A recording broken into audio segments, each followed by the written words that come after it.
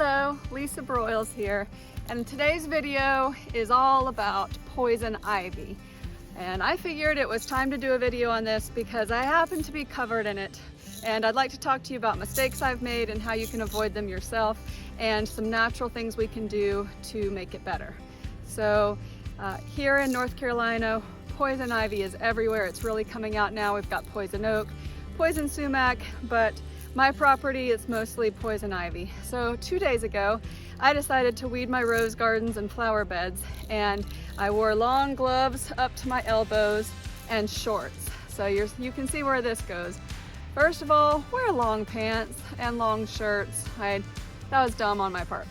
But any exposed skin, if you are pulling up that poison ivy, inevitably some of that oil is going to get on your skin, and you're going to end up right where I am, which is my legs are covered in poison ivy. So didn't get any under the long gloves, and it can go through the really thin latex gloves. So poison ivy has an oil that is clear, you can't see it, but when you brush it, you touch it, whenever the leaves are bruised, then you're going to get that oil on your skin. It's in the roots too, and vines. So poison ivy can present as a plant or a vine. Basically, I got it all over my skin. And so I knew, okay, I've got this oil on my skin. As soon as possible, you need to try to get it off. If you're jogging near a river, get in the water, get some river sand, and really scrub your legs or your arms wherever you've gotten exposure. Many times trail running, that's what I've done. But inevitably, some of the oil is going to get on your skin. It is what's called a type 4 contact dermatitis. So the oil quickly penetrates the skin and is presented to your lymphocytes, which is a type of white blood cell that says, hey, we need to let everybody know that poison ivy is here. And the word quickly spreads through the lymph nodes, activates these white blood cells called T cells, and you get this memory of your body starts recognizing, oh, I've had this before. And that's why the reaction gets more and more severe each time. You start even getting what's called a cytokine release, which causes eruptions to occur sooner, be more severe, be more spread out.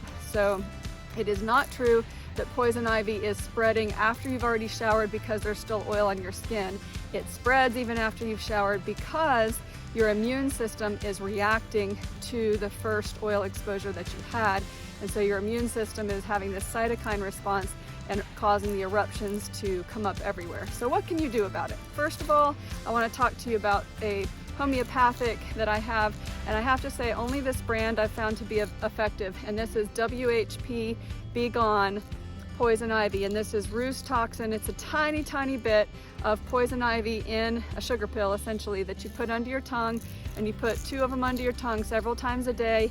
You can use it as prevention through the summer so that you lessen your risk of getting poison ivy, or like I did, if you've been exposed, I take it 3 times a day until it's gone. So this does help. It doesn't completely resolve it, it does help. The next thing that I do is I go looking for jewelweed, okay?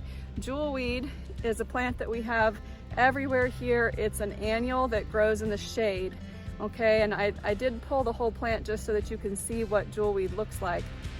But what you want to do is get the juice. The stem is really juicy. So you just take this, ideally keep the plant intact, break off the upper third of the plant, and then you squeeze the juice out and you rub it on your skin, and it decreases the itching and the blisters from the poison ivy. So the best is to get fresh jewelweed, take the juice, put it right on your skin. Right now the jewelweed is not flowering. We'll have some beautiful flowers in the summer. It's in the impatient family. Comes back every year, fortunately, in different little clusters all in the shade here. So where nature gives us poison ivy, it always provides a remedy. Okay, so besides jewelweed, there is some histamine response, which I do treat herbally as well. You can use quercetin at 500 milligrams up to 3 times a day. I have the Jarrow brand, which you can get for a discount on my Full Scripts account.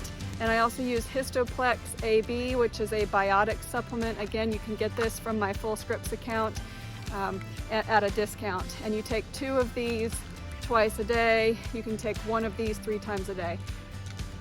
And then if all that isn't working, then there's steroids. But ideally, all of this should work to prevent it. Thank you. and hopefully you can prevent getting poison ivy all over you in the future.